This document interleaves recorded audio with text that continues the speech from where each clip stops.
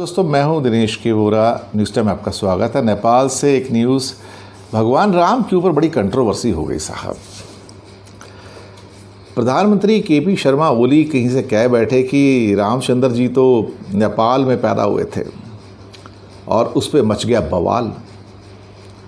अब ये तो सबको पता है कि सीता जी जनकपुरी में पैदा हुई थी, वो नेपाल में, ये तो सबको पता है। मोदी जी भी वहाँ सीता जी के मंदिर में होके आए थे, वहाँ भी उन्होंने फूल वगैरह चढ़ाए थे, पूजा की थी। लेकिन केपी शर्मा ओली जी का कहना कि भगवान राम वहाँ पैदा हुए थे कुछ ज़्यादा हो गया, और इसके ऊपर सिर्फ भारत में नहीं विरोध हुआ बल्कि नेपाल में भी विरोध हो गया। अब उनके दिमाग के पीछे क्या चल रहा था ये वो जाने। अब देखिए, लड़ाई हुई लंका में, रामचंद्र जी पैदा हुए अयोध्या में, सीता जी पैदा हुई जनकपुरी नेपाल के अंदर। ये तो हिस्टोरिकल फैक्ट्स हैं, इनको आप डिस्टॉर्ट नहीं कर सकते, ये सबको पता है और ये हज़ारों सालों से चले आ रहे हैं। अब उसमें ऐसी कंट्रोवर्सी खड़ा करने का कोई मतलब नहीं था एक्चुअली देखा जाए तो। अब इस बात के ऊपर, क्योंकि नेपाल में राम भक्तों की कमी नहीं, नेपाल तो सारा का सारा ही राम भक्त कृष्ण भक्त है तो हिंदू धर्म वाले ना सब, भगवान शिव को मानने वाले, राम को मानने वाले, कृष्ण को मानने वाले। तो ये देखा जाए तो ये जो स्टेटमेंट था उनका अनवारंटेड था। फिर बाद में सरकार के द्वारा कल सफाई दी गई, नहीं, उनका कहना था कि रामायण के विषय पे और रिसर्च की जाए।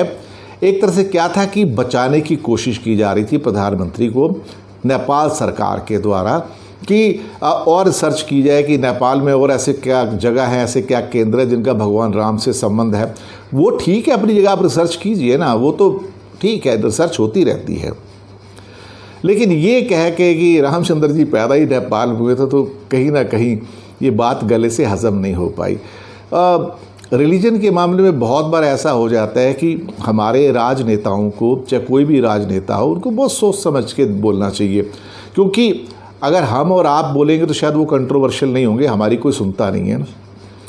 लेकिन किसी देश का प्रधानमंत्री बोल देगा तो लोग सुनते हैं और फिर क्रिटिसाइज़ भी करते हैं, और इसलिए उनको इंडिया से भी क्रिटिसिज्म सुनने को मिला, नेपाल से भी क्रिटिसिज्म सुनने को मिला अच्छा खासा।